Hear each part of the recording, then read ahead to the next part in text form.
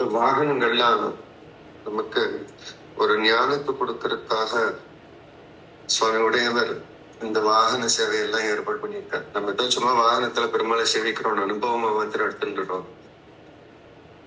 ஆனா இது என்ன சொல்றது அப்படின்னா, இன்னைக்கு 4ஆம் திருநாள் கருடன் அப்படின்னாவே சுபர்ணோஷி கருத்மான் யஜுஸ் வேதோ சொந்தகா அப்படின்னு வேத ரூபமாகவே இருக்கிறது கருடன். வேதம் வேற இல்லை, கருடன் வேற இல்லை. வேதம் தான் கருடன். கருடனாக சேவை சாதிக்கிறான். இப்ப பாத்தீங்கன்னா 2 திருக்கைகளை இப்படி மேல தூக்கி வச்சுட்டு இருக்கான். மேல காட்டுறான். மேல இருக்கிறது பரபிரம்மம் அப்படின்னு வேதம் காட்டி கொடுக்குறது. அதுதான் 2 கை இப்படி வச்சிருக்கா. இல்ல மத்த கருடன் எல்லாம் பார்த்தோம்னா அஞ்சலி ஹஸ்தமா இருக்கும். கருட வாகனத்துல அஞ்சலி ஹஸ்தம் இல்ல, மேல தூக்கி காட்டிட்டு இருக்கா. வேதம் மேல இருக்கிற பொருளை காட்டுறது. மேல எது இருக்கிறது அப்படின்னு பார்த்தா நாராயணன். அப்போ வேதம் காட்டி கொடுக்கறது பரதெய்வம் யாரு அப்படிங்கிறது. அந்த தேர்ந்தெடுத்து என்னைக்கு தொடங்குறது அப்படின்னா, இந்த முதல் திருநாள்ல ஒற்றப்பிரபையோட முதல் வாகன சேவை ஒற்றப்பிரபை இருக்கு. ஒற்றப்பிரபைன்னா ஒரு சின்ன பிரபை. சூரியன் காலையில உதயமாகிறான். 6 மணிக்கு பார்த்தோம் அப்படின்னா பொழுது விடியறது. விடியறது அப்படின்னா ராத்திரி போயிடுது, இருட்டு போயிடுச்சு. அப்ப கொஞ்சம் ஒரு வெளிச்சம் தெரியறது நமக்கு. ராத்திரி இருந்தா பெரிய அந்தகாரம் போயிடுது. அப்ப இது நமக்கு என்ன அப்படின்னா, நம்ம பல ஜென்மங்களா அப்படி அந்தகாரத்திலேயே இருக்கிறோம். அப்படி இருட்டிலேயே தான் பல ஜென்மங்கள். பழுதே பலகாயும் போய் நின்று அப்படின்னு எத்தனையோ காலம், எத்தனையோ ஜென்மங்கள், இப்படி இப்படியே ஆயிரக்கணக்கான வருஷங்கள்ல இப்படி இப்படியே இருந்திருக்கிறோம். அப்ப இருட்டிலேயே இருக்கிறோம்.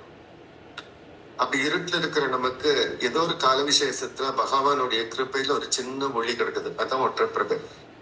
அது நம்மளே சம்பாதிச்சுக்க முடியுமா? நம்மளே வேதம் எல்லாம் கத்து நம்மளே ஞானத்துக்கு அப்படியெல்லாம் ஒரு நாளும் யாருனாலையும் சம்பாதிக்கவே முடியாது. பகவானா பார்த்து என்னைக்காவது இவளுக்கு ஜீவனம் அடையட்டும் அப்படின்னு நிருகத்துக்கு கிருப்பை பண்ணா மாத்திருந்தே ஜீவனுக்கு உஜ்ஜீவனம் ஒழிய இல்ல. எத்தனை மகரிஷிகள்லாம் பார்க்கணும், அப்படியே தபஸ் பண்ணிட்டே இருக்க வேண்டியதுதான். யுகமா பண்ணிட்டே இருக்க வேண்டியதுதான். காலம் போயிட்டே இருக்கும். பகவான் யாரோ சில பேருக்கு ஜாயமான கடாட்சம் பண்ணனா அப்படின்னா அவளுக்கு அந்த பிறவியில பகவானுடைய கிருபைக்கு பாத்திர போத்தர்கள் ஆக முடியும். அது எங்க தொடங்கும்? கர்ப்பத்துல ஒரு சின்ன ஒளியா தான் தொடங்கும் எல்லாத்துக்குமே. நமக்கு எல்லாம் அப்படிதான் தொடங்கி இருக்கும். அப்ப அந்த சின்ன ஒளி அது பகவத் ஸ்வரூபம். அதுதான் ஒற்ற பிரபை. ஒரே ஒரு பிரபையில பெருமாள் சேவை சாதிக்கிறாங்க. அப்ப அந்த குழந்தைக்கு அந்த கர்ப்பத்துல அந்த ஆசை வருது, பெருமாள் அந்த கிருப்பை பண்ணுறா, அந்த குழந்தையா பிறக்கிறது. அப்படி பிறந்த குழந்தைக்கு நல்லதும் கெட்டதுமான எண்ணங்கள் எல்லாத்துக்கும் தான் இருக்கு. நம்ம எல்லாத்துக்குமே நல்லவாழ்னு சொல்ல முடியாது, கெட்டவாழ்னு சொல்ல முடியாது. நம்மளுக்கு சில சமயங்கள் நல்லவளாகவும் இருப்போம், பல சமயங்கள்ல கெட்டவளாக இருப்போம். கெட்டது பல ரூபத்துல இருக்கும். ஒரு கெட்டதா இருக்குமா அப்படின்னா இல்லை. எத்தனையோ ஆசைகள், சரீரத்து மேல ஆசை, மண்ணு மேல ஆசை, பூமி மேல ஆசை, பணத்து மேல ஆசை, பெருமை மேல ஆசை, இப்படி எத்தனையோ விகாரங்களான ஆசைகளோட தான் நம்ம எல்லாருமே இருக்கிறோம். அப்ப அதுதான் பலவிதமான வாகனங்கள். சிம்ம வாகனம், யாழி வாகனம் எல்லாம் கோரமா இருக்குது, பெரிய ரௌத்ரத்தோடு இருக்கிறது. அதே சமயம் நல்ல எண்ணங்களும் நமக்கு உண்டு. நல்ல எண்ணம் அப்படின்னா இந்த லோகத்திலே இருக்கலாமே, நல்லவனாவே இந்த பூலோகத்திலே திருப்பி வந்து பறக்கலாமே, நல்லவனாவே இருக்கிறனே அப்படின்னு சில எண்ணங்கள் உண்டு. அப்போ 2 விதமான எண்ணங்களும் நமக்கு இருக்கிறது. அது 2 நாளையும் பிரயோஜனம் இல்லை. அதனால பெருமாளுடைய எண்ணம் வந்தது அப்படின்னா பெருமாள் அதை பந்திக்கிறார். நல்லதும் கெட்டதும் போனாதான் வைகுண்டம். நல்லது பண்ணா வைகுண்டத்துக்கு போலாங்கிறது இல்லை, சொர்க்கத்துக்கு வேணா போலாம். அப்ப நல்லதையும் பந்திக்கணும், கெட்டதையும் பந்திக்கணும், புண்ணிய பாபம் 2ஐயும் பந்திக்கணும். அதை யாரு பண்ண முடியும்னா பெருமாள் தான் பண்ண முடியும். அதனால்தான் சிம்ம வாகனம், யாழி வாகனம், அன்ன வாகனம், இதுல எல்லாம் நல்லதும் கெட்டதை பந்திக்கிறாதைய அவருடைய எண்ணத்தை வச்சு அதை அடக்க முடியும். இல்லை அப்படின்னா அது அடங்காது. நம்ம அதுக்கு பின்னாடி போயிட்டே இருக்க வேண்டியதுதான். புலி சிங்கமா அது எப்போ அது அடங்கும்? அது யார் அடக்க முடியும் அப்படின்னா பகவத் சிந்தனை மாத்திரம் தான் அடக்க முடியும். பெருமாள் நம்ம மனசுல வந்தார் அப்படின்னா அனாதி காலமா இருக்கிறதெல்லாம் கிளம்பி போயிடும். அப்ப அதை காட்டுறதுக்காக பல விதமான வாகனங்களை வர்றார். இன்னைக்கு 4ஆம் நாள் காலையில ரெட்டப்பிரபை. அப்போ முதல் நாள் கொஞ்சம் ஒரு ஒளி கீட்டா இருந்தது. அதுக்கு பின்னாடி நீங்க ஞானத்தை சம்பாதிக்க ஞானம் பக்தியா மாறும், அப்படியே பரிபூர்ணமா மாறும். ஞானம்ங்கிறத எல்லாம் கேட்டு தெரிஞ்சுக்கிறோம். கிரந்தங்கள், காலக்ஷேபங்கள் எல்லாம் கேட்டு தெரிஞ்சுக்கிறோம். அது முதல் திருநாள். இப்ப 4 நாள் ஆயிடுத்து. அது அப்படியே வச்சுட்டே இருக்க முடியுமா? உபன்யாசமாவே போயிட்டு இருக்கோம், எல்லாம் கத்துக்கிறோம், எல்லாம் கண்ட பாடம். ஆனா பெருமாளுக்கு ஏதாவது கைங்கரியம் பண்ணுவீங்களா அப்படின்னா இல்லையே. அப்படின்னா அப்புறம் அந்த ஞானத்தை வச்சுட்டு என்ன பண்ணது? உபன்யாசம் பல கேட்டு என்ன பிரயோஜனம்? அது ஏதோ ஒரு இடத்துல ஒரு பக்தியா அது மாறணும். அப்ப அது விகாசம் அடையணும், பெருசாகணும். அந்த ஒளி, சின்ன ஒளி, ஞானத்தை சம்பாதிச்ச உபன்யாசம் கிரந்தங்கள் கேட்டோம், பெரிய வாழ்க்கை எல்லாம் கேட்டுட்டான். அப்படியே இருந்தா அப்படின்னா அந்த சின்ன ஒளியாவே அப்படியே வாழ்க்கை முடிச்சுப்பாரு. அப்ப அது ஏதோ ஒரு இடத்துல பிரகாசமாகும். பிரகாசமாகணும், ஏதோ ஒரு கைங்கரியம் பண்ணும். கைங்கரியத்துல போய் நிக்கணும். எது கைங்கரியம்? எல்லாமே கைங்கரியம் தான். பகவானுக்குன்னு செய்யறது அத்தனையுமே கைங்கரியம். அப்ப அது கைங்கரியமா விகாசம் அழிச்சது அப்படின்னா ஞானம் பெருசாகுதுன்னு அர்த்தம். நமக்கு பெருமா பகவான் கிட்ட போறோம்னு அர்த்தம். அப்படின்னு எந்த பகவான் கிட்ட போறது அது தெரியல. விகாசம் ஆகிறது மனசு, ஆனா யாருன்னு சரியா தெரிய மாட்டேங்குது. எத்தனையோ குழப்பம், எத்தனையோ தெய்வம்னு சொல்றா, 3 தெய்வம்ங்கிறா, அதுக்கு மேல இன்னைக்கு ஏதோ பராத்பரம்ங்கிறா, என்னென்னமோ தெய்வத்தை எல்லாம் கண்டுபிடிக்கிறா. எது தேவதை, அதுகிட்ட எப்படி போறது அப்படின்னு எல்லாம் பல குழப்பங்கள் இருக்கிறது. தேவதாங்கிறம் கும்பிடலாமா? வைஷ்ணவர்களுக்குள்ளே பெரிய சந்தேகம். அதெல்லாம் கும்பிடலாம், தப்பு இல்லை. நாங்க நாராயணன் மாத்திரம் பர தெய்வமா வச்சுக்கிறோம், சமாஷணம் ஆயிடுது. ஆனா மத்த தெய்வத்தையும் கும்பிடுறோமே, சும்மா தெய்வம்னு கும்பிடுறோமே, அது தப்பா? இப்படி எல்லாம் பல கேள்விகள். அந்த கேள்விக்கு யாரும் பதில் சொல்ல முடியும்? வேதம் தான் பதில் சொல்ல முடியும். யார் பதில் சொன்னாலும் அவ மனசுல இருக்கிறத சொல்லிடுவா. அப்ப வேதம் சொல்ற பதில மாத்திரம் தான் எடுக்கணும். அப்ப வேதம் காட்டி கொடுக்குறது. வேதமாக கருடன் இருக்கிற அதெல்லாம் எதுவும் பண்ண முடியாது. ஒன்னுதான் பிடிக்கணும் அப்படின்னு மேல இருக்கிற அந்த ஒண்ணு எதுங்கிறத காட்டி கொடுக்கறது. அது அப்படி பிரபந்த வரிசையில பார்த்தீங்கன்னா முதல் நாள், 2வது நாள், 3ஆம் நாள் 3 திருவந்தாதிகள். அதுல அப்படி ஞானத்தை கொடுக்கிற பாகம் மாத்திரமே இருக்கிறது பெருமாளை பத்தின. ஆனா 4வது திருவந்தாதியில இவன் தான் பகவான், இப்படித்தான் இருக்கணும், இப்படித்தான் பிடிக்கணும், இதுதான் பண்ணணும்னு ஸ்பஷ்டமா சொல்றது 4ஆம் திருவந்தாதி. நான்முகனை நாராயணன் படைத்தான், நான்முகனும் தான்முகமாய் சங்கரனை தான் படைத்தான் அப்படின்னு முதல்ல அடி நெத்தி போட்டு அடிக்கிறான்னு சொல்லுவாங்க. அடிக்கணும்னு ஆரம்பிச்சிட்டோம் அப்படின்னா ஒரே அடியில தீர்த்துருவோம். அப்புறம் கொஞ்சம் கொஞ்சமா தீக்கலாம், கொஞ்சம் கொஞ்சமா அடிக்கலாம், அதெல்லாம் ஆகாது. அடிக்கணும் அப்படின்னா திருமலிசை ஆழ்வார் மாதிரி நெத்தியில குத்திடணும். அப்புறம் அவன் எந்திரிக்கவே மாட்டான். எல்லாரும் என்ன நினைச்சிருவா, திருமலிசை ஆழ்வார் அப்படி கிளம்பிட்டாரு அப்படின்னு. இல்ல, வேதம் சொல்றது யாருமே இல்ல. ஏகோவை நாராயண ஆசேத். நாராயணன் இந்த சமயத்துல யாருமே இல்ல. மகோபனிஷத் சொல்றது பிரம்மா இல்ல, ஈசானகா, நசிவகா, இந்திரகா யாருமே இல்லாத சமயத்துல நாராயணன் மாத்திரமே இருந்தா. அது முதல் வரியிலேயே போடுற. நான்மகனை நாராயணன் படைத்தான், நான்மகனும் தான்மகமாய் சங்கரனை தான் படைத்தான். மகோபனன் சொல்றது பிரம்மா சூலபாணியான சிவனை படைச்சார் அப்படின்னு. அப்போ மத்ததெல்லாம் படைப்புக்கு உட்பட்டு இருக்கிறது. ஒண்ணு மாத்திரமே எதுவுமே படைக்காம முன்னாடி இருந்தது அப்படின்னா அப்ப அதைதான் பிடிக்கணும். அப்ப அது எது சொல்றது? வேதமே சொல்றது. அதனாலதான் வேதம் காட்டி கொடுக்கறது மேல இருக்கிற பகவானை பிடிக்கும். அதுதான் பகவான் நாராயணன் அப்படின்னு சொல்றது.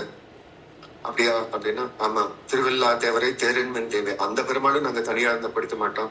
சம்பிரதாய கருத்துக்கள்ல சேர்த்து வருது. திருவில்லா தேவரை தேரின்மன் தேவை, மகாலட்சுமி சம்பந்தம் இருக்கிற பெருமாளையே நாங்க பிடிப்போம். சரணாகதிய ஒரே தத்துவம், வேற எதுனாலும் இந்த பகவானை பிடிக்க முடியாது. மனசுல வச்சா மாத்திரமே இந்த பகவானை பிடிச்சிட முடியும். புறந்தலா மாந்தராக இருக்கணும். மற்ற தெய்வங்கள் ஆராதனை பண்ணிட்டு சேர்த்து வச்சோம் அப்படின்னா முடியாது. அதுல யமதர்மன் தன்னுடைய தூதுவர்களுக்கு சொன்ன இந்த விஷயத்தையும் நான்முகன் திருவந்தாதி எடுத்துக்காட்டுது. கடைசியில முடிக்கிறார். முதல் பெரிய ஒரு விஷயத்த சொன்னவர் கடைசியில அதே சொல்றார். இதேதான் காரணம், இதேதான் காரியம், இதேதான் எல்லாமாக இருக்கிறது அந்த பொடி அப்படின்னு நான்முகன் திருவந்தாதி காட்டி கொடுக்கிறது. அதுக்கு தகுந்தா போல கருடனும் மேல காட்டி கொடுக்குறேன். இதுதான் பரந்தெய்வம், பிடிச்சிங்கன்னா உஜ்ஜீவனம், இல்லை அப்படின்னா திருப்பி சுத்துங்கோ, பிறவியில அடுத்த பிறவிக்கு ரெடி ஆயிருங்கோ அப்படின்னு கருடனும் எடுத்துக்காட்டுறேன். அப்போ இந்த வாகனங்கள்லாம் மேல விளையாட்டுக்கு போறோம், எல்லாம் சேவிக்கிறோம், எல்லாம் ஆசையோட தான் சேவிக்கிறோம், விளையாட்டுக்கு இல்ல. ஆனா அந்த வாகனத்தை மாத்திரம் பார்த்துட்டு அவ்வளவு அழகா இருந்த அப்படின்னு பார்த்துட்டோம். அதுக்குள்ள இருக்கிற கருத்து தான் நம்மளுக்கு அது முக்கியம், இது முக்கியம்.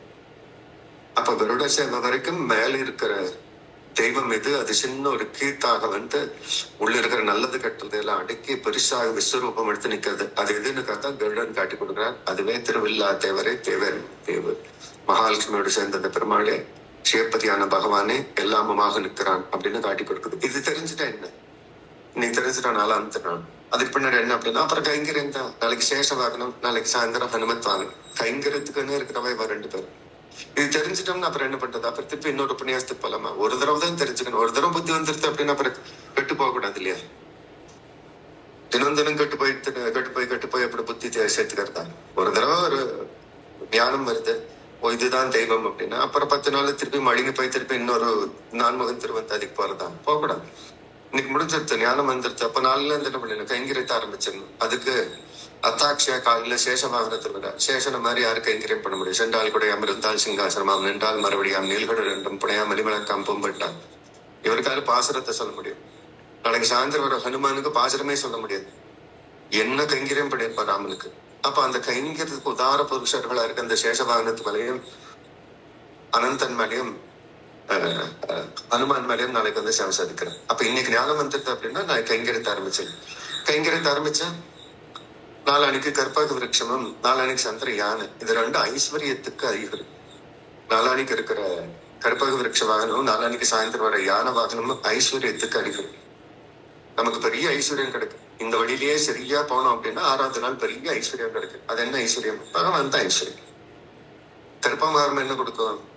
எது கேட்டாலும் கொடுக்கும்.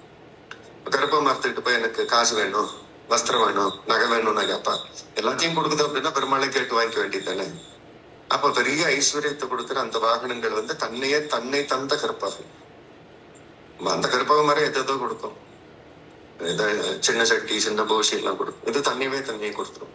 அப்படி விட கற்பக விருட்சத்துல பெருமாள் எழுதி எல்லாத்துக்கும் தண்ணியே விநியோகப்படுத்திக்கிறேன்.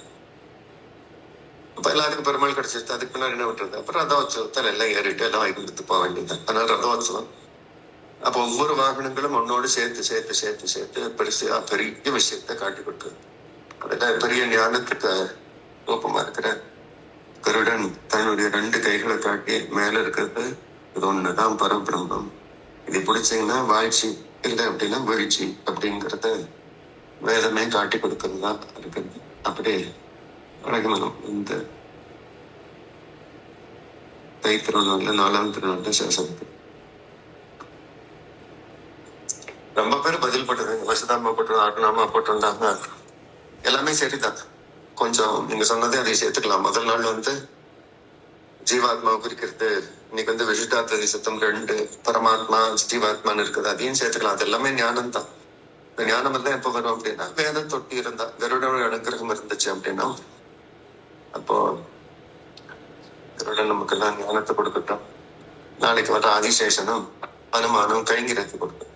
வெறும் ஞானத்தை வச்சுட்டு ஒன்றும் பண்ண முடியாது. அது கைங்கரியமாக முழுந்து பெருமாளுடைய அனுகிரகம் எல்லாத்தையும் கிடைக்கட்டும். திருவள்ளுவர் திருவள்ளுவர் பூஜை பண்ணுவோம். 7 மணிக்கு திருவாய் முடிப்போம்.